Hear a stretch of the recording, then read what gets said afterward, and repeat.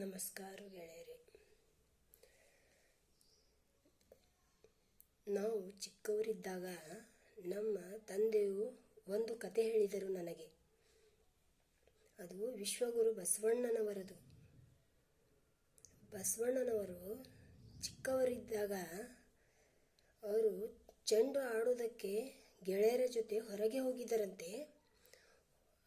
ಹೋಗಿದಾಗ ಆಗ ಎಲ್ಲರೂ ಚೆಂಡನ್ನು ಎಸೆಯುತ್ತಿದ್ದರು. ಒಬ್ಬರು ಎಸೆಯುತ್ತಿದ್ದರು, ಒಬ್ಬರು ಹಿಡಿಯುತ್ತಿದ್ದರು. ಹೀಗೆ ಆಟ ಆಡ್ಕೋತಾ ಏನು ಮಾಡಿದ್ರು, ಆಟ ಆಡ್ಕೋತಾ ಮುಂದಕ್ಕೆ ಹೋಗ್ಕೋತಾ ಏನಾಯ್ತು ಅಂತಂದ್ರೆ, ಮುಂದೆ ಅದರಲ್ಲಿ ಒಬ್ಬ ಗೆಳೆಯ ಏನು ಮಾಡ್ತಾನ, ಜೋರಾಗಿ ಎಸಿತಾನ. ಚೆಂಡಿಗ ಜೋರಾಗಿ ಎಸೆದ್ರೆ ಏನಾಯ್ತದದು ಬಾವಿಯೊಳಗೆ ಹೋಗ್ಬಿಡ್ತದೆ. ಆ ಬಾವಿಯೊಳಗೆ ಹೋಗೋಣ, ಅರೇ ದೇವ್ರೇ ಶಿವ ಬಾಲ್ ಚೆಂಡು ಬಾವಿದಾಗ ಬಿತ್ತಿ ಏನು ಮಾಡ್ಬೇಕಪ್ಪ ಅಂತಾರವ್ರು. ನಮ್ದು ಆಟ ನಿಲ್ತದಲ್ಲ, ಈಗ ಹ್ಯಾಂಗ ಮಾಡ್ಬೇಕೀಗ ಅಂತಂದ್ರೆ, ಯಾರಿಗೆ ಭೀ ಈಜ್ಲಾಕ ಬರಲ್ಲ, ಯಾರೂ ಹೋಗೋದು ಬೇಡ, ಆಟನೇ ಬಂದ್ ಮಾಡ್ಬೇಕೀಗ, ನಾವು ಮನೆಗೆ ಹೋಗಮ್ಮ ನಡೀರಿ ಅಂತಾರೆ ಎಲ್ಲರೂ. ನಡ್ರಿ ಹೋಗಮ್ಮ, ಬಾವ್ಯಾಗ ನೀರವ, ಬೇಡ ಅಂತಾರೆ. ಅನ್ನೋಣ ಅದ್ರೊಳಗೆ ಒಬ್ಬ ಏನು ಮಾಡ್ತಾನೆ, ಗೆಳೆಯ ಕೇಳೋಕ್ಕೆ ತಯಾರಿಲ್ಲ. ಅವ ನಾ ಹೋಗ್ತೀನಿ ಅಂತಾನೆ. ನಾ ಹೋಗ್ತೀನಿ ಅನ್ನೋಣ ಹೋಗ್ತಾನವ. ಕಡಿಗರ ಅದು ಚೆಂಡು ನಾ ಹೋಗಿ ತರ್ತೀನಿ ಅಂತಾನವ. ಅನ್ನೋಣ ಹೋಗ್ತಾನವ, ಬಾವಿಯಾಗಿ ಇಳಿತಾನವ. ಇಳಿಯನ ಕಡಿಗೆ ಐತದು ಚೆಂಡು. ಕಡಿಗೆ ಏನಾದಾಗ ತೊಗೊಳಕ್ಕೆ ಹೋದ್ರೆ ಏನಾಯ್ತದ, ಮುಂದಕ್ಕೆ ಹೋಗ್ತಾ ಇರ್ತದ. ಮುಂದಕ್ಕೆ ಹೋಗ್ತಾ ಇರೋಣ ಅಚಾನಕ್ ಅದಕ್ಕೆ ಏನಾಯ್ತದ, ಕಾಲು ಜರ್ಕೊಂಡು ನೀರಾಗ ಬಿದ್ದುಬಿಡ್ತಾನವ. ನೀರಾಗ ಬಿದ್ದಬಿಡಣ, ಎಲ್ಲರೂ ಘಬ್ರಾಸ್ತಾರಪ್ಪ. ನೀರಾಗ ಬಿದ್ದ ಗೆಳೆಯ, ನೀರಾಗ ಬಿದ್ದ ಅಂಥೇಳಿ ಎಲ್ರಿಗ ಭಾಳ ಗಾಬರಿ ಆಯ್ತದ. ಭಾಳ ಗಾಬರಿಯಾಗನ ಎಲ್ಲರೂ ಓಡೋಗ್ತಾರೆ. ಎಲ್ಲರೂ ಓಡೋಗನ ಏನಾಯ್ತದ, ಅವ್ರವ್ರ ತಾಯಿ ತಂದೆಗೆ ಹೇಳ್ತಾರೆ. ಅವ್ರವ್ರ ತಾಯಿ ತಂದೆದಾಗ ಹೇಳೋಣ,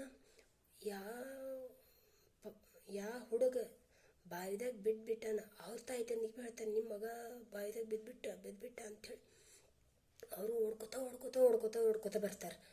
ಓಡ್ಕೋತಾ ಬರೋಣ ಆಯ್ತು, ಏನು ಮಾಡ್ಬೇಕಪ್ಪ ಏನಿಲ್ಲ ಅಂತಂದ್ರೆ ಅವ್ರಿಗೆ ಏನು ತಿಳಿಯಲಾಯ್ತು, ಏನೇನು ತಿಳಿಯಲಾದ್ರೆ, ಈಗ ಅದು ಬಾವಿದಾಗರ ಅವ್ನ ಮಗ ಈಗ ತೆಗಿಬೇಕಾದ್ರು ಅಂತ ಯಾರೋ ಒಬ್ಬರು, ಯಾರಿಗೆ ಈಜ್ಲಾಗ ಬರ್ತದ ಅವರು ಒಳಗೆ ಹೋಗಿ ಆ ಕೂಸಿಂದು ಬಾಡಿ ತರ್ತಾರೆ. ಮೇಲೆ ಬಾಡಿ ತರನ ಮಂಗಿಸ್ತಾರೆ. ಅದಕ್ಕೆ ಮಂಗ್ಸನ ಎಲ್ಲರೂ ಬಸವಣ್ಣಂದು ಗೆಳೆಯರು ಏನು ಮಾಡ್ತಾರೆ, ಅವರು ಒಂದು ವಿಚಾರ ಮಾಡ್ತಾರೆ.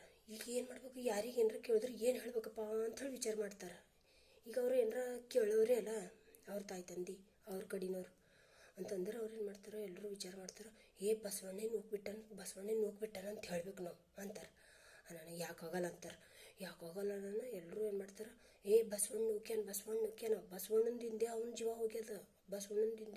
ಹೋಗ್ಯದ ಅಂತಾರೆ ಎಲ್ಲರೂ.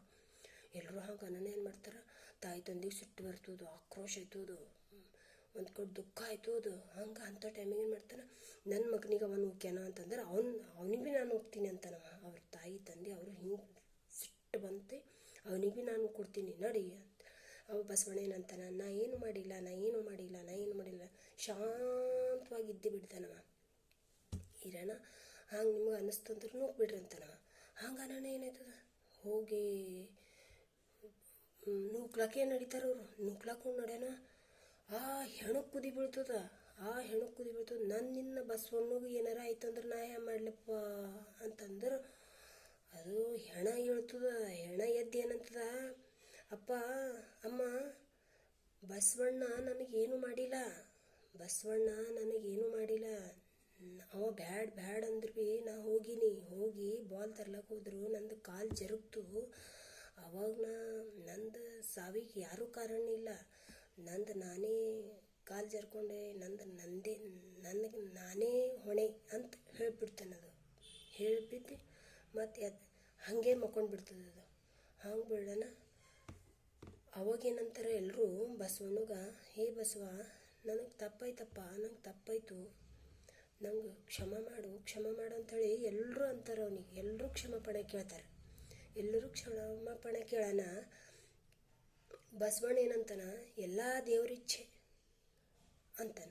ಅನಂತ ಈ ಕತೆ ನಮ್ಗೆ ನಮ್ಮ ತಾಯಿ ತಂದೆ ಹೇಳೋರು ನನಗೇನು ತಿಳಿತು ಅದ್ರೊಳಗಿಂದು. ಬಸವಣ್ಣ ಏನೂ ಮಾಡಿಲ್ಲ, ಅವ ನ್ಯಾಯವಾಗಿದ್ದ, ಸತ್ಯವಾಗಿದ್ದ.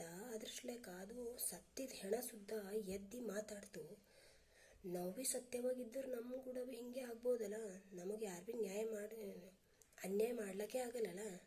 ಮತ್ತು ಯಾವಾಗಲೂ ಸತ್ಯವಾಗಿ ಇರ್ಬೇಕಂಥೇಳಿ ನಾವು ಒಂದು ನಿರ್ಧಾರ ತೊಗೊಂಡ್ಬಿಟ್ಟೆ.